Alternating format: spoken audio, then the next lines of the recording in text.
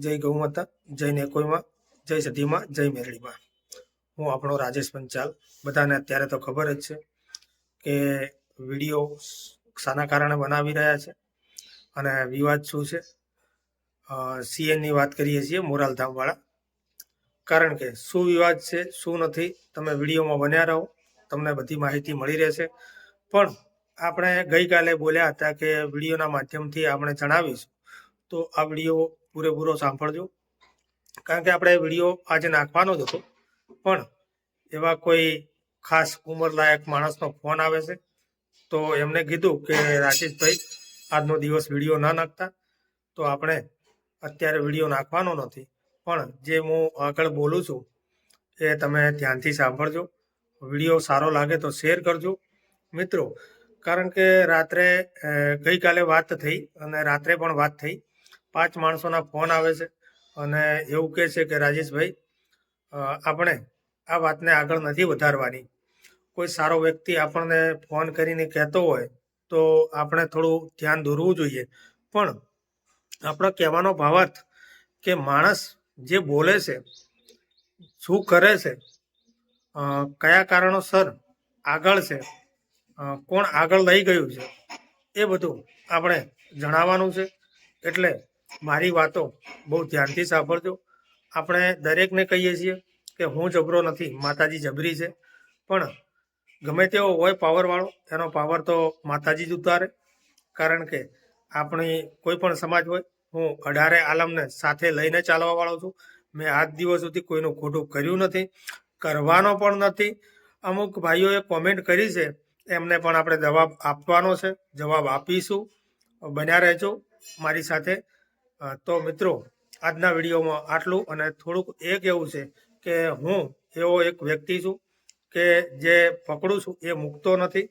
પછી ભલે મોત કાલે આવતું હોય તો આજે આવે, મોત કબૂલ છે પણ હાર કબૂલ નથી। પણ જ્યાં સુધી કોઈનો ફોન આવે છે તો હું એ ફોનનું થોડું ઘણું મગજમાં લઉં છું। અને કોઈ વ્યક્તિ એમ કહે છે કે રાજેશભાઈ તમને કીધું છે, હું માનું છું, કોણ વ્યક્તિ સાચો છે એ પણ મને ખબર પડી ગઈ છે। એટલે તમે વિડીયોમાં અંત સુધી બન્યા રહો। કારણ કે કોઈ માણસ આપણને ક્યારે ફોન કરીને કહેતો હોય, કોઈ સારો માણસ, સારો વ્યક્તિ, સંસ્કારી ઘરનો માણસ એવું કહેતો હોય કે રાજેશભાઈ તમને તમારો ન્યાય અમે અપાવીશું।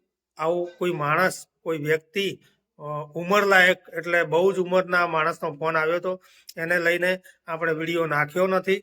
વિડીયો યુટ્યુબમાં આવશે।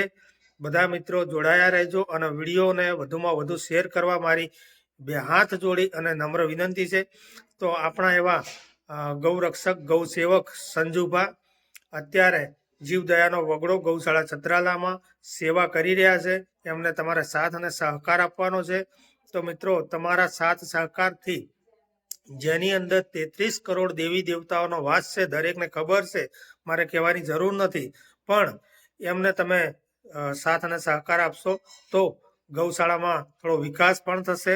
ગાયો, બીમાર ગાયો હશે, એસિડ એટેકથી હશે, અપંગ ગાયો હશે, એક્સિડન્ટવાળી ગાયો હશે, એમને તમારા સાથ સહયોગની જરૂર છે। અને આપણી ગૌશાળા એટલે આપણા બધાની ગૌશાળા છે, મારા બાપ દાદાની છે નહીં। કારણ કે હું તો એક માધ્યમ છું।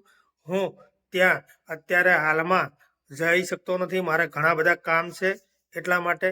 કારણ કે મારે કામ 4 મહિનાના ભેગા થયા છે એવું સમજો તો બરાબર છે।